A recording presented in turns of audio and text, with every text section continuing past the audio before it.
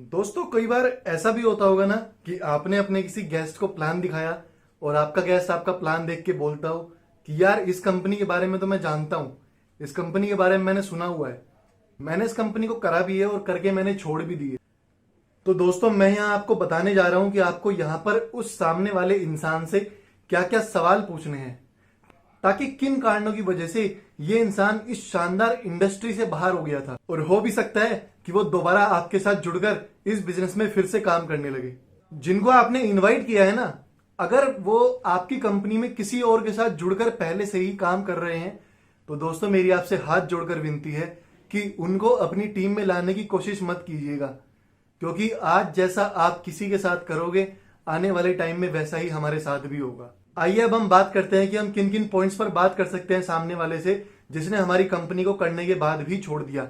आपको यहाँ पे उनसे कुछ क्वेश्चन पूछने हैं। सबसे पहला क्वेश्चन कि सर या मैम आपने कब इस कंपनी में काम किया था, यानी कि कौन से महीने और कौन से सन में। सामने वाला यहाँ पर आपको कुछ ना कुछ जरूर बताएगा।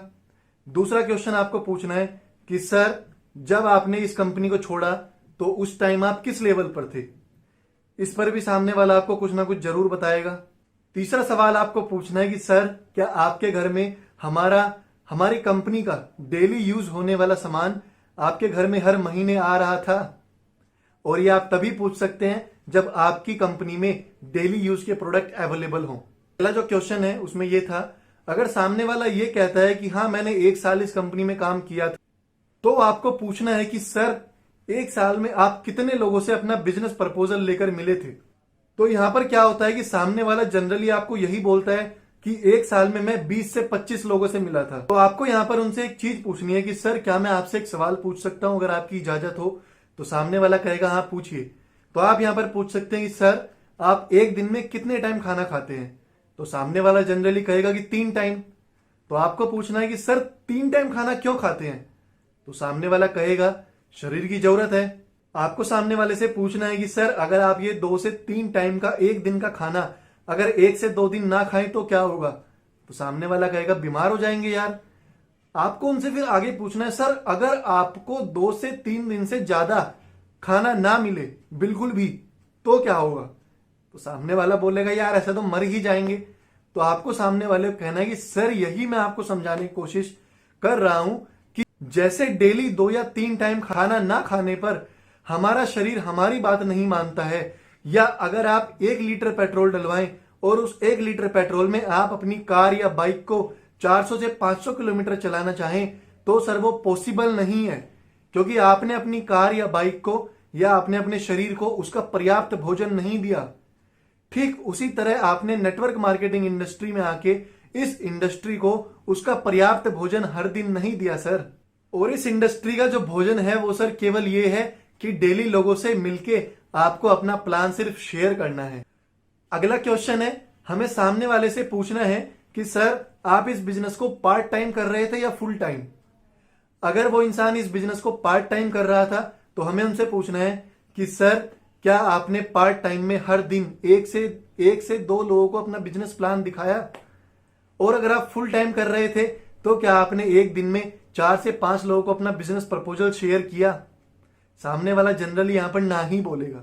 अगला सवाल आपको उनसे पूछना है कि क्या आपने अपने वीकेंड में कंपनी के सेमिनार्स और प्रोग्राम को अटेंड किया, क्योंकि हो सकता है कि वीकडेज में वो अपने ऑफिस या बिजनेस की वजह से बिजी भी हो। अगला सवाल आपको उनसे पूछना है कि सर 1 साल में आपने कंपनी से क्या क्या अचीव किया था, यानी कि कोई वैकेल, कोई फॉरेन टूर, या फिर नेम एंड फेम, या फिर कोई आपका हाईएस्ट चेक।